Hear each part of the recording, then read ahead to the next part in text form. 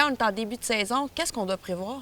Bien, en fait, c'est que, premièrement, on s'assure d'un entretien mécanique de la moto, s'assurer que tout est correct. Puis après ça, quand on va sur la route, on a les réflexes endormis. Donc, c'est début de saison. Fait que, idéalement, même stationnement, centre d'achat, on peut aller pratiquer nos réflexes un petit peu. Faire très attention au niveau des intersections. Souvent, les accumulations de sel de l'hiver, ça a fait des plaques. Il y a des débris aussi, un peu de sable. Même chose au niveau des courbes. On fait très attention quand on rentre dans les courbes parce qu'évidemment, on peut glisser. Donc, y aller graduellement. Et aussi, quand on sort, les températures, très important. On peut voir l'habillement, ces choses-là. Mais la chaussée, quand elle est en deçà de 7 degrés, les pneus ne collent pas de la même façon, ils n'ont pas la même adhérence. Donc, il faut penser à tout ça. Pour ce qui en est de la position de la moto sur la route, Bien, c'est très important, c'est les angles morts à la base. Il ne faut jamais être dans l'angle mort d'un véhicule, donc s'assurer d'être vu, particulièrement quand on croise ou on dépasse un véhicule lourd, donc un gros camion. On s'assure, on s'éloigne du poids lourd et on passe rapidement pour ne pas rester dans l'angle mort, toujours.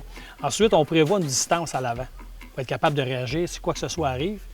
Même chose, si quelqu'un nous suit trop près à l'arrière, idéalement, on le laisse passer, t'es pressé, vas-y, passe en avant, comme ça, il n'y a pas de problème. Et quand on fait une manœuvre, quand on dépasse ces choses-là, toujours se servir des clignotants, pas oublier de les enlever pour induire les gens en erreur, Ouais. mais puis se servir tout le temps des rétroviseurs, puis regarder 2 fois plus qu'une avant, justement, de faire une manœuvre. Puis idéalement, c'est la même chose aussi avec les véhicules, toujours s'assurer qu'on voit les yeux du conducteur dans le miroir. Parce que si on ne voit pas ses yeux, évidemment, ça veut dire qu'il ne te voit pas. On vient toujours à la case départ, tu es invisible sur la route. Il faut s'assurer d'être vu tout le temps. est-ce que tu peux me spécifier c'est quoi les lois au Québec sur les protections en moto? Bien, en fait, au Québec, la loi dit que ça te prend un casque homologué et une protection visuelle.